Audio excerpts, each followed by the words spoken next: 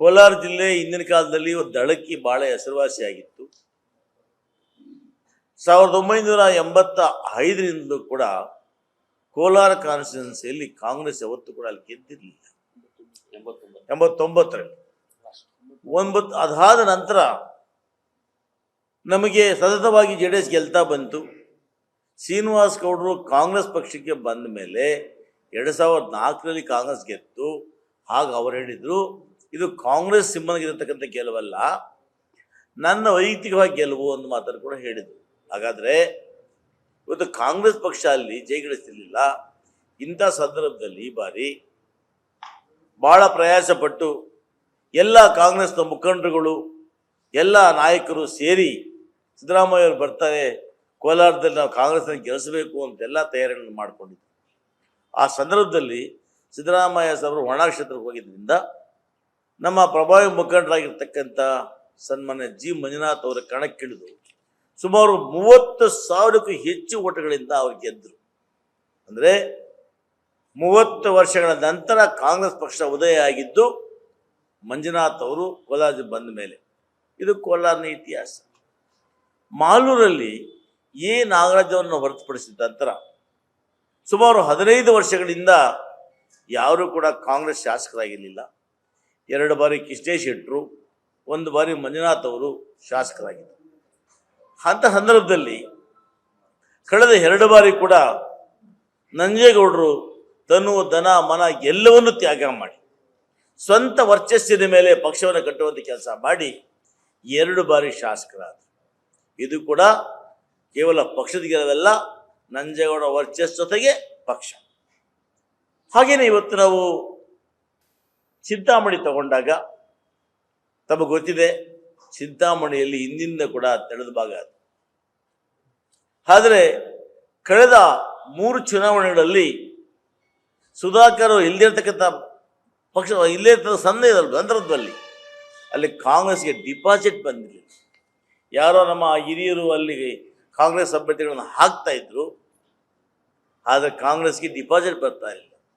ಇಂಥ ಸಂದರ್ಭದಲ್ಲಿ ಕಾಂಗ್ರೆಸ್ಸನ್ನು ಉಳಿಸಬೇಕು ಅಂತೇಳಿ ಅವಿಭಾಜ್ಯ ಜಿಲ್ಲೆಯ ನಾವೆಲ್ಲ ಮುಖಂಡರು ಕೂಡ ಡಾಕ್ಟರ್ ಸುಧಾಕರ್ ಅವರನ್ನು ಮನವೊಲಿಸಿ ಪಕ್ಷಕ್ಕೆ ಕರ್ಕೊಂಡ್ಬಂದ್ವಿ. ಅವ್ರ ಪಕ್ಷಕ್ಕೆ ಕರ್ಕೊಂಡ್ಬಂದ ಮೇಲೆ ಇವತ್ತು ಅಲ್ಲಿ ಕಾಂಗ್ರೆಸ್ ಪಕ್ಷ ಅಧಿಕಾರಕ್ಕೆ ಬಂತು. ಇನ್ನು ಕೆಜಿಎಫ್ ಭಾಗದಲ್ಲಿ 1 ಬಾರಿ BJP, ಅದು ಹಿಂದೆ ಎಲ್ಲ CPM ಗೆಲ್ತಾ ಇತ್ತು. 2 ಬಾರಿ BJP. ಅಂಥ ಸಂದರ್ಭದಲ್ಲಿ ಇವತ್ತು ನಮ್ಮೆಲ್ಲ ಕಾರ್ಯಕರ್ತರು ಒಗ್ಗೂಡಿ ಆ ಕಾಂಗ್ರೆಸ್ಸನ್ನು ಗೆಲ್ಲಿಸಬೇಕು ಅಂತೇಳಿ 2 ಬಾರಿ ಕೂಡ ಅಲ್ಲಿ ಕಾಂಗ್ರೆಸ್ಸನ್ನು ಬಂದಿರತಕ್ಕಂಥದ್ದು. ಮುಳಬಾಗಲ್ನಲ್ಲಿ ಕೊತ್ತೂರು ಮಂಜುನಾಥ್ ಅವರು ಕಾಂಗ್ರೆಸ್ ಇಲ್ಲ ಅನ್ನೋ ಪಕ್ಷದಲ್ಲಿ ಅವರು ಇಂಡಿಪೆಂಡೆಂಟ್ ಆಗಿ ನಿಂತ್ಕೊಂಡು ಕಾಂಗ್ರೆಸ್ ಸೇರ್ಪಡೆ ಶಕ್ತಿ ಕೊಟ್ಟು ಆ ರೀತಿಯಾಗಿ ಕಾಂಗ್ರೆಸ್ಸನ್ನು ಕಟ್ಟುವಂಥ ಕೆಲಸವನ್ನು ಮಾಡಿದ್ರು. ಶ್ರೀನಿವಾಸಪುರದಲ್ಲಿ ರಮೇಶ್ ಕುಮಾರ್ ಸ್ವಾಮಿಗಳು ನಮ್ಮಲ್ಲಿ ಒಟ್ಟಿಗಿದ್ದರು, ಅವರಲ್ಲಿ ಪಕ್ಷವನ್ನು ಕಟ್ಟಿದ್ರು. ಅಲ್ಲಿ ಕೂಡ ಈ ಬಾರಿ ನಮ್ಗೆ ಅಲ್ಲೂ ಕಷ್ಟ ಆಗಿದೆ. ಈ ರೀತಿಯಾಗಿ ಬಂಗಾರಪೇಟೆ ವಿಧಾನಸಭಾ ಕ್ಷೇತ್ರದಲ್ಲಿ ಅಲ್ಲಿ ನಮ್ಮಲ್ಲಿ ನಾನು ಕೂಡ 1999ರಿಂದ ಒಂದು ಶಾಸಕಸ್ಥಾನ ಬೇಕು ಅಂತ ಕೇಳ್ತಾ ಬರ್ತಾ ಇದ್ದೀನಿ. ಅಲ್ಲಿಗೂ ನಮಗೆ ಸಿಗಲಿಲ್ಲ. ಆದರೆ ಆ ಬಂಗಾರಪೇಟೆಯಲ್ಲಿ ದಳ ಪ್ರಾಬಲ್ಯ ಹೊಂದಿತ್ತು. ಸಿ ವೆಂಕಟೇಶಪ್ಪನವರು 30 ವರ್ಷದಿಂದ ಶಾಸಕರಾದ ಮೇಲೆ 10 ವರ್ಷ ದಳ ಇತ್ತು. ತದನಂತರ BJP ಬಂದು 2004ರಲ್ಲಿ. ಇದಾದ ಮೇಲೆ ಎಂ ನಾರಾಯಣ ಸ್ವಾಮಿಯವ್ರನ್ನ 2008ರಲ್ಲಿ ಪಕ್ಷಕ್ಕೆ ಕರ್ಕೊಂಡ್ಬಂದು ಕಾಂಗ್ರೆಸ್ನ ನಿಲ್ಲಿಸಿ ಗೆಲ್ಸಿದ್ರು. ಅವೆಲ್ಲ ಸೇರಿಸಿ ಅವರು ಆಪರೇಷನ್ ಕಮಲ ಮುಖಾಂತರ ಪಕ್ಷ ಬಿಟ್ಟು ಹೋದಾಗ ಅಲ್ಲಿ ಕಾಂಗ್ರೆಸ್ ಅನಾಥವಾಗಿತ್ತು. ಕಾಂಗ್ರೆಸ್ ಹೆಸರುಗಳು ಇರಲಿಲ್ಲ ಅಲ್ಲಿ. ಒಂದು ಕಡೆ ಹಿಂದೆ ಇದ್ದಂತಹ 2004 ಚುನಾವಣೆಯಲ್ಲಿ ಕಾಂಗ್ರೆಸ್ ಟಿಕೆಟ್ ಪಡೆದುಕೊಂಡಿದ್ದಂತಹ ರಾಮಚಂದ್ರಪ್ಪ ಅವರು ಒಂದು ಕಡೆ ಪಕ್ಷ ಬಿಟ್ಟು JDSಗೆ ಹೋದರು. ಕಾಂಗ್ರೆಸ್ ಸ್ಪರ್ಧೆ ಮಾಡಿದಂಥ ಎಂ ನಾರಾಯಣ ಸ್ವಾಮಿ ಅವರು ಗೆದ್ದಾದ್ಮೇಲೆ BJP ಕೊಟ್ಟರು. ಅಲ್ಲಿ ಪಕ್ಷ ಅನಾಥ ಹೋಗಿತ್ತು. ಅಂಥ ಸಮಯದಲ್ಲಿ ನನಗೆ 3 ಬಾರಿ ಟಿಕೆಟ್ ನಿರಾಕರಿಸಿದ್ದು.